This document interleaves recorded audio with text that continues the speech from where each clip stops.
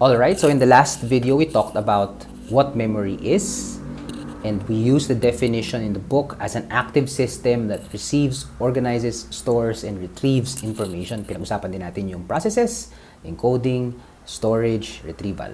Pinag-usapan din natin yung 3 different models of memory. Information processing, levels of processing, and PDP.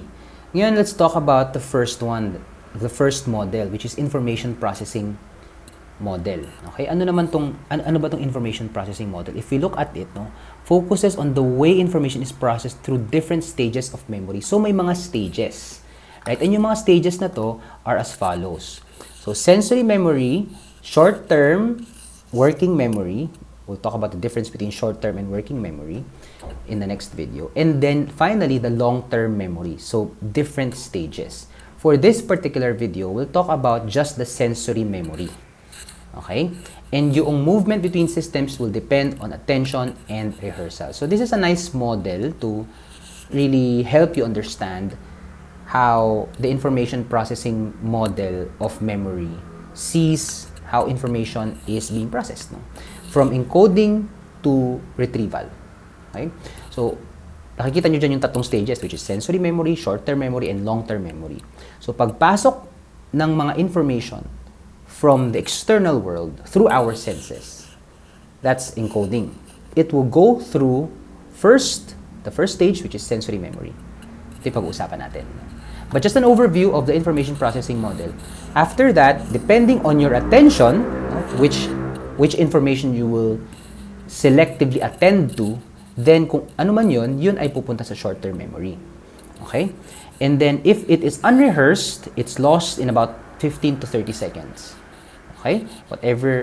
Even if you attend to it and then you don't rehearse it, 15 to 30 seconds, according to research, it's gonna be lost.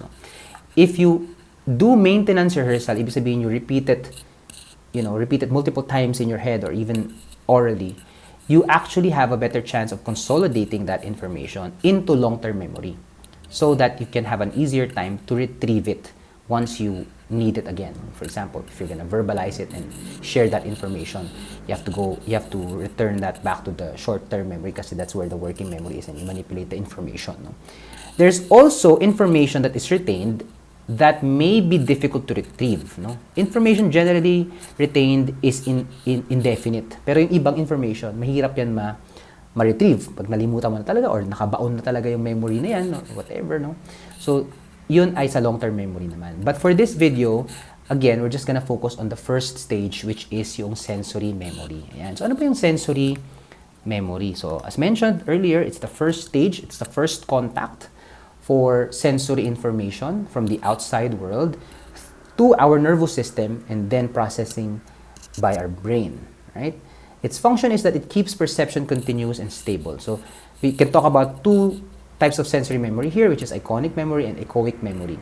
There's actually also what we call haptic memory, which is yung sense of touch. Pwede rin natin yung pag-usapan, pero let's just focus on these 2. Yung iconic memory, its duration is 0.25 seconds. So, it's just 1/4 of a second. So, napakabilis bago malimutan.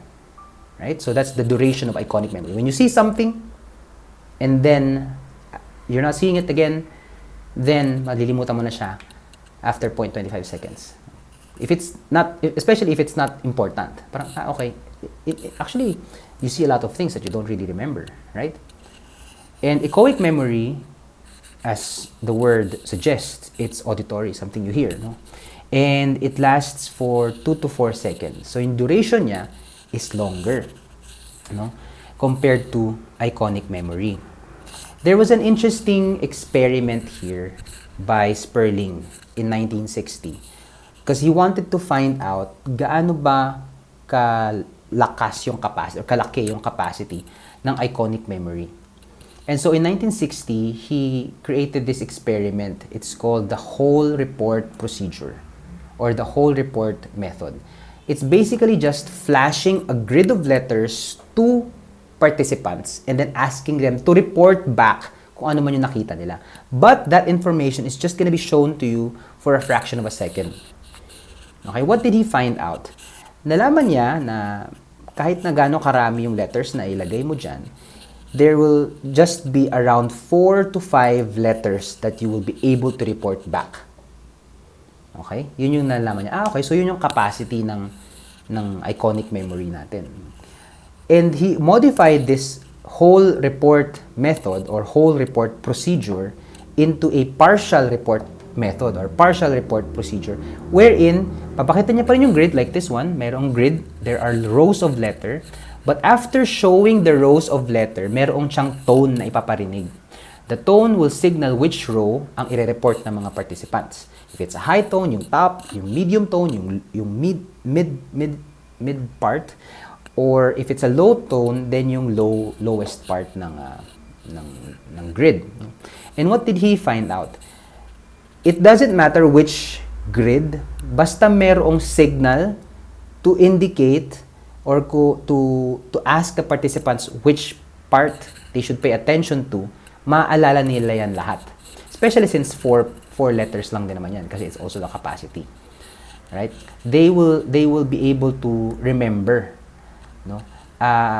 As they didn't hear the tone until after the grid went away, they couldn't look at just one row in advance. Kasi after ng papakita yung grid, saka lang maririnig yung tone, no? So, sabi dyan, no, using this method, Sperling found out that the subjects could accurately report any of the 3 rows.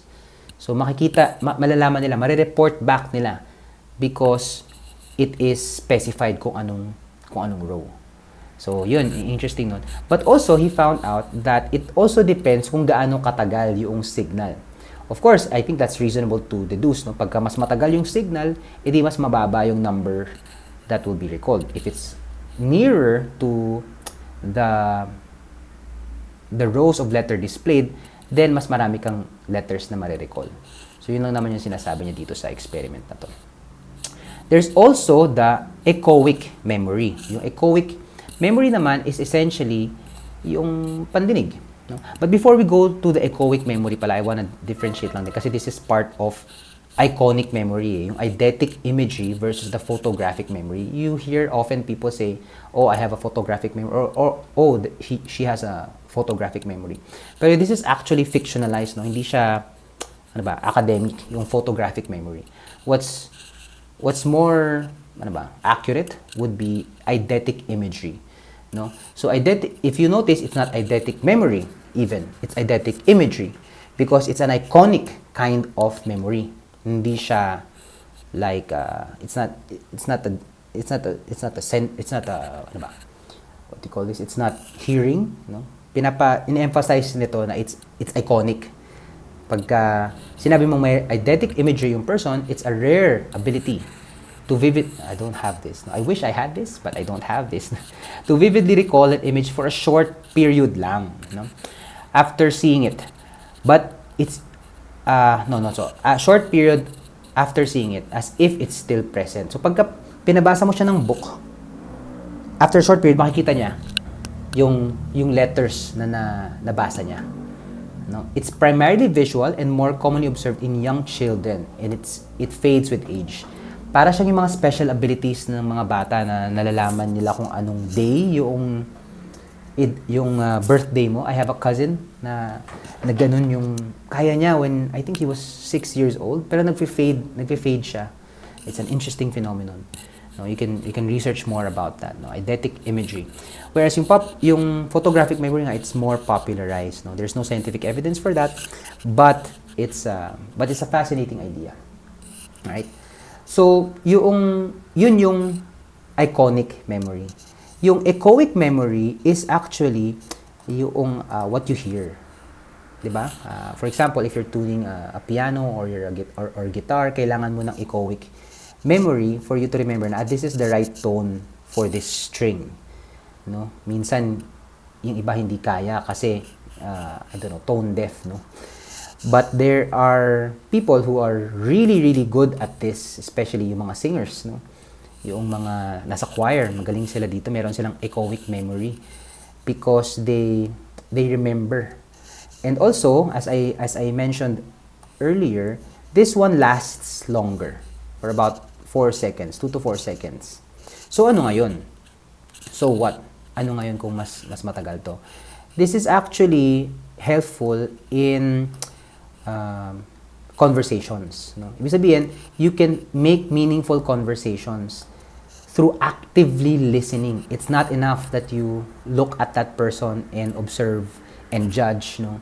It's important that you really listen to the words that are coming out of the mouth of that person you're talking to. Kasi mas matagal yung duration nun, and therefore yung duration ng before masking happens, as you know, masking is whenever an information is pushed out because of a new information coming in, no? Mas matagal yung duration ng echoic memory, and so importante na makinig ka doon sa conversation or doon sa words na sinasabi ng person, not just looking at and observing and judging the person. All right? So, those are the different types of sensory memory. May haptic memory din, but you can also search about that on your own time. So, thank you for watching this particular video. I'll see you again on the next video.